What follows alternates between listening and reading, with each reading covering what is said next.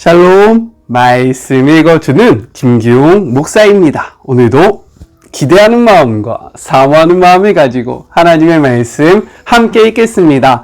에베소서 5장 22절부터 33절까지의 말씀입니다. 아내 여러분, 그리스도를 지지하는 것처럼 남편을 이해하고 지지해 주십시오. 남편은 그리스도께서 교회에 하시는 것처럼 아내에게 지도력을 보이되 아내를 좌지우지하지 말고 소중히 여기십시오. 남편이 그러한 지도력을 발휘하면 아내도 교회가 그리스도께 순종하듯 남편에게 순종해야 합니다.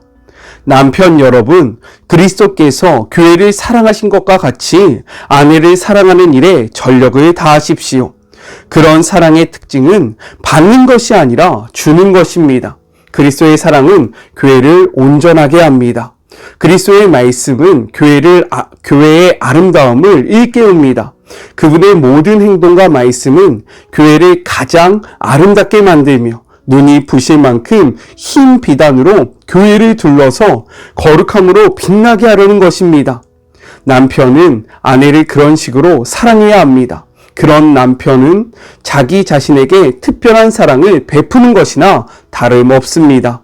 두 사람은 결혼하여 이미 하나이기 때문입니다. 자기 몸을 학대하는 사람이 있을까요? 없습니다. 누구나 자기 몸을 돌보고 자기 몸의 필요를 채웁니다. 그리스도께서 우리 곧 교회를 다루시는 방식도 그와 같습니다. 우리는 그분 몸의 지체이기 때문입니다. 그런 이유로 남자는 부모를 떠나 아내를 소중히 여겨야 합니다. 그들은 더 이상 둘이 아닙니다. 그들은 한 몸이 됩니다. 이것은 참으로 큰 신비가 아닐 수 없습니다. 나는 그 신비를 다 이해한다고 감히 말하지 않습니다. 내가 가장 분명하게 아는 것은 그리스도께서 교회를 대하시는 방식입니다. 이것은 남편이 아내를 어떻게 대해야 하는지 보여주는 생생한 그림입니다. 남편은 아내를 사랑함으로 자기를 사랑하는 것입니다. 또한 이것은 아내가 남편을 어떻게 존중해야 하는지 보여주는 생생한 그림이기도 합니다. 이것은 하나님의 말씀입니다. 오늘 말씀은요, 내용상 세 부분으로 나눠서 생각해 볼 수 있습니다. 먼저 첫 번째, 남편에게 복종하는 아내에 대해서 이야기를 하고 있어요. 특별히 이 말씀은요, 적지 않은, 아니요, 거의 모든 여성들이 가장 싫어하는 말씀이 아닐까라는 생각이 듭니다. 그렇지 않습니까? 그런데요, 이는요, 복종이라는 단어에서 오는 거부감 때문에 생긴 오해라는 사실이에요. 오늘 이 말씀을 통해서 하나님이 진짜 이 말씀을 통해 우리에게 원하시는 것이 무엇인지를 바르게 깨닫는 시간이 되기를 간절히 소망합니다. 그래서 이 말씀을 많은 사람들이 봤으면 좋겠어요. 서로 나누고요. 이 말씀의 그러한 진리에 대해서 서로 공유하는 그런 복된 시간이 되었으면 좋겠습니다. 우리 말씀을 오해하지 않는 그런 시간을 같이 한번 만들어가 볼까요? 먼저 우리가 생각해야 할 것은 무엇이냐면 남자와 여자 모두 하나님의 형상에 따라 지음받은 존재라는 사실입니다. 우리 말씀을 통해서 한번 확인해 볼게요. 창세기 1장 27절의 말씀입니다. 하나님이 자기의 형상 곧 하나님의 형상대로 사람을 창조하시되 남자와 여자를 창조하시고 라고 기록되어 있기 때문인 거예요. 또한 그리스도 안에서는요, 차별 없이 모두가 하나라는 사실입니다. 갈라디아서 3장 28절의 말씀을 같이 한번 읽어볼까요? 너희는 유대인이나 헬라인이나 종이나 자유인이나 남자나 여자나 다 그리스도 예수 안에서 하나니라 라고 이야기하고 있습니다.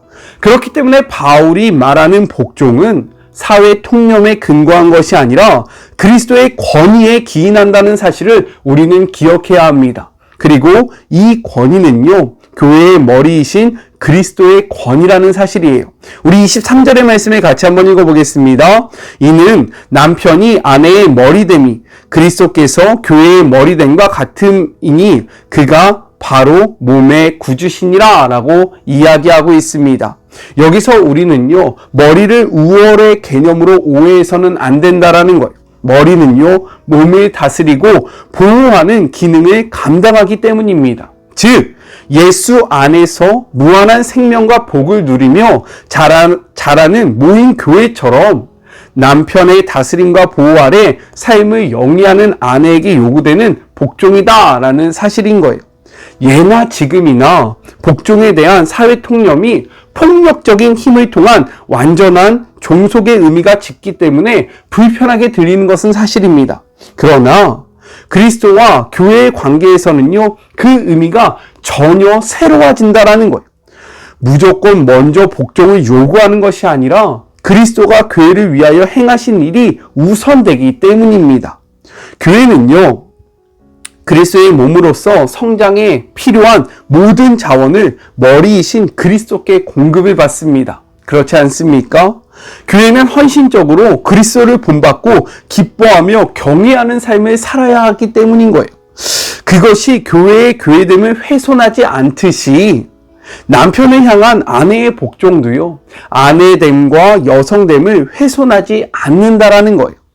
그리고 여기서 중요한 포인트가 있습니다. 그것이 무엇이냐면, 많은 뇌과학자들이 연구를 했는데요, 남자들이 언제 삶의 의욕을 느끼냐, 언제 힘이 생기냐, 언제냐면요, 존중받을 때, 내가 인정받을 때 삶의 의욕이 생긴다라고 이야기를 합니다. 그렇기 때문에요, 하나님은 돕는 배필로서 남자들에게 가장 필요한 것을 누구에게? 아내에게 채워주라 라고 말씀하고 계신다라는 거예요.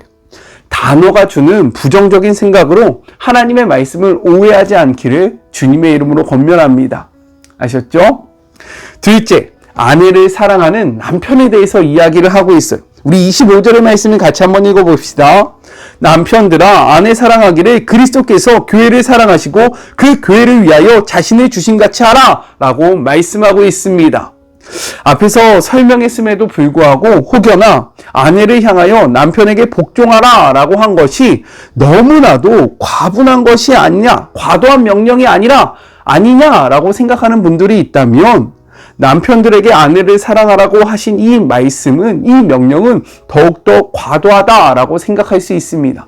왜냐하면 그리스도께서 교회를 사랑하신 것 같이 사랑해야 하기 때문인 거예요. 바울은요, 남편들에게 교회를 위하여 자신을 주심같이 하라 라고 이야기합니다. 이는요, 일부가 아니라 전부를 내어주는 사랑을 의미하고 있다라는 거예요. 5장 2절의 말씀 같이 한번 읽어볼까요? 그리스도께서 너희를 사랑하신 것 같이 너희도 사랑 가운데 행하라. 그는 우리를 위하여 자신을 버리사 향기로운 제물과 희생 제물로 하나님께 드리셨느니라 라고 이야기하고 있습니다. 여기서 중요한 것은요, 원어적으로 볼 때 아내들을 향한 남편의 사랑은요, 아내의 복종을 전제하고 있지 않다라는 거예요. 이것이 너무 중요합니다. 왜요?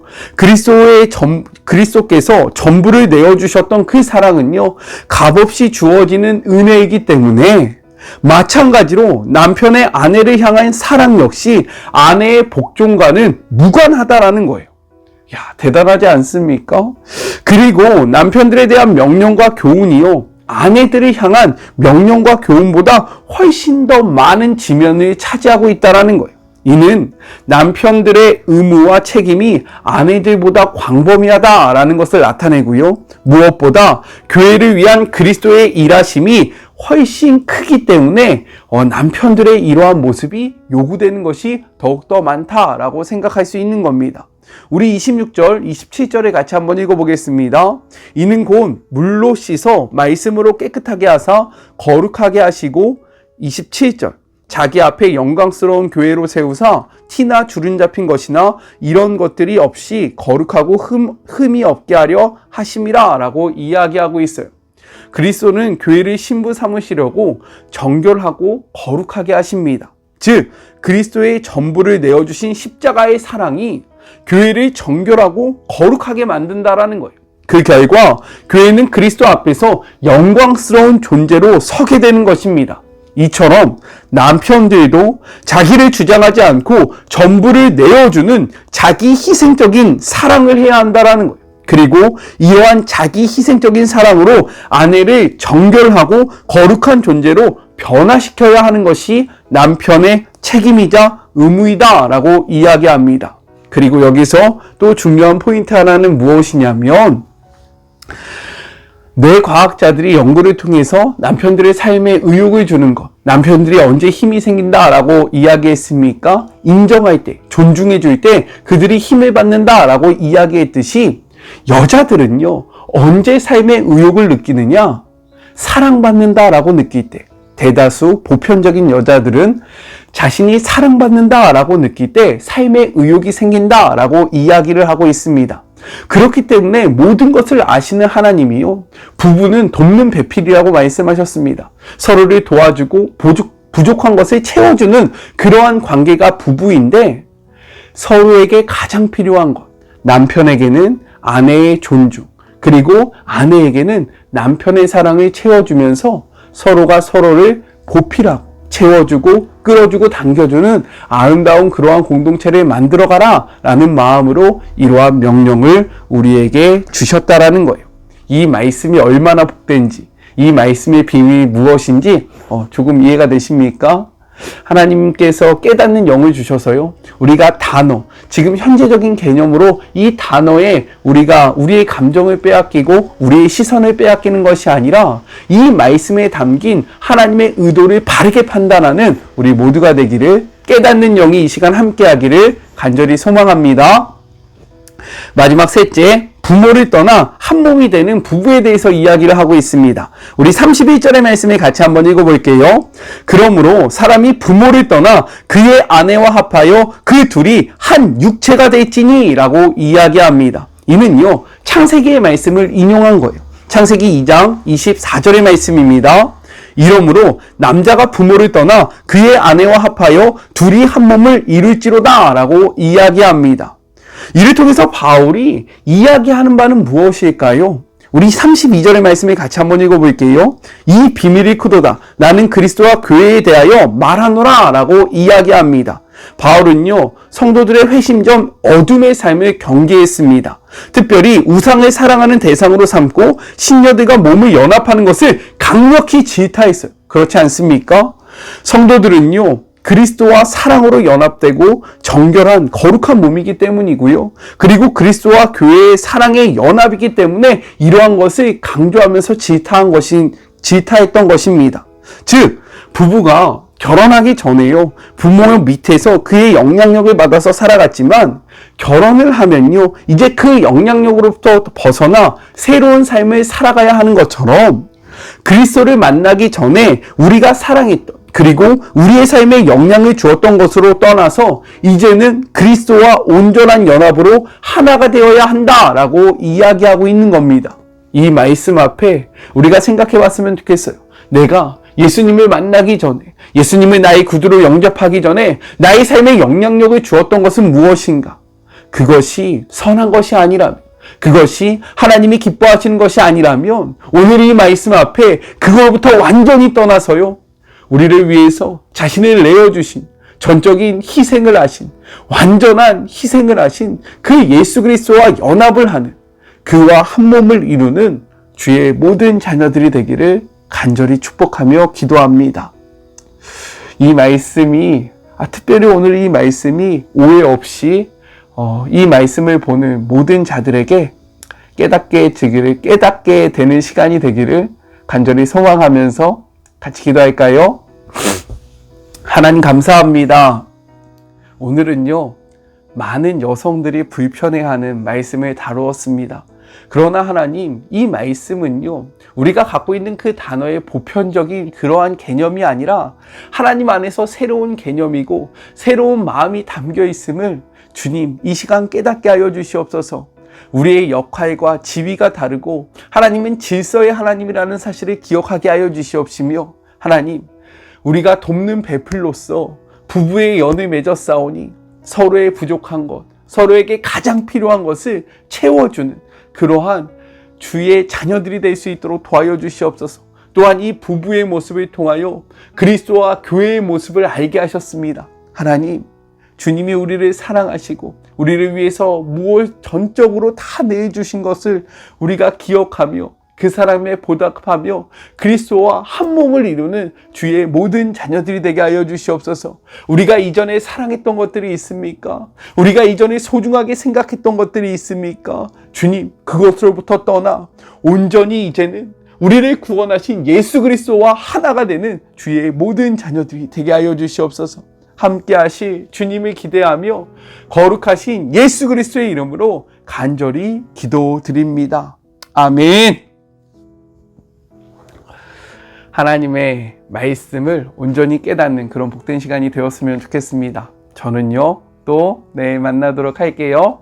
사랑하고 주님의 이름으로 축복하면서 오늘 하루도 힘내세요. 우리 내일 만나요. 안녕. 오늘도 수고하셨습니다.